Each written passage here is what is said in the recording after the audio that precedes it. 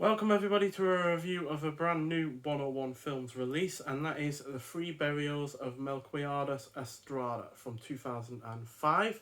Now this is directed by Tommy Lee Jones, who also did The Homesman. He also did a couple of TV films that I've yet to see, but one of them at least has a really rather good reception. And it's a neo-western clocking in at 121 minutes long. And it also stars Tommy Lee Jones, who I've seen in at least 26 films, including this. But my favourites from him are the likes of The Fugitive, No Country for Old Men, Men in Black, In the Valley of Elah, and Small Soldiers, which he lended his voice work to. And it also has a really rather good supporting cast in the likes of Barry Pepper, who was in the likes of True Grit and Crawl, as well as Dwight Yoakam, who was in Logan Lucky, Panic Room, and both of the Crank films, as well as January Jones, who was in X-Men First Class and Unknown, and finally Melissa Leo, who was in Prisoners and The Big Short. So when brash Texas border officer Mike Norton wrongfully kills and buries the friend and ranch hand of Pete Perkins, played by Tommy Lee Jones, the latter is reminded of a promise he made to bury his friend Melquiades Estrada in his Mexican hometown. He kidnaps Norton and exhumes Estrada's corpse, and the odd caravan sets out on horseback for Mexico. So despite sounding kind of like a really rather weird plot, it's at the end of the day a really rather quite grounded film.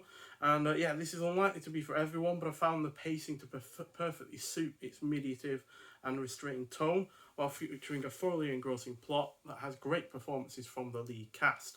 The score is also excellent, the cinematography is fantastic, the locales are well used, its themes are well realised, the plot is effortlessly uses flashbacks without any kind of confusing element to it. I certainly didn't find myself unsure of what time period we're in or anything like that. It's very effective at using its flashbacks, and in a time where this kind of thing is increasingly becoming toxic, about people trying to make a life better for themselves, its impact is still really rather as relevant now as it was 18 years ago. So and it's highly impactful with that theme of people crossing borders and trying to seek a better life and those kind of things. And it's very effective in that regard, as well as other elements as well. So really pleased with this release. I didn't really think 101 Films were doing singular film releases that are don't have any extras with them, because usually they release a limited edition version first and then they give out a single disc with no extra frills to it. But this is just a simple case with a really rather nice transfer. I'm not sure if any work's been done on it, but it does look excellent. And special features include a commentary with Tommy Lee Jones, Dwight Yoakam and January Jones, director and writer interviews, extended and deleted scenes, making of featurette, and making of the music, which is done by Marco Beltrami, who's done so many good scores, and this is a very good one by him as well. So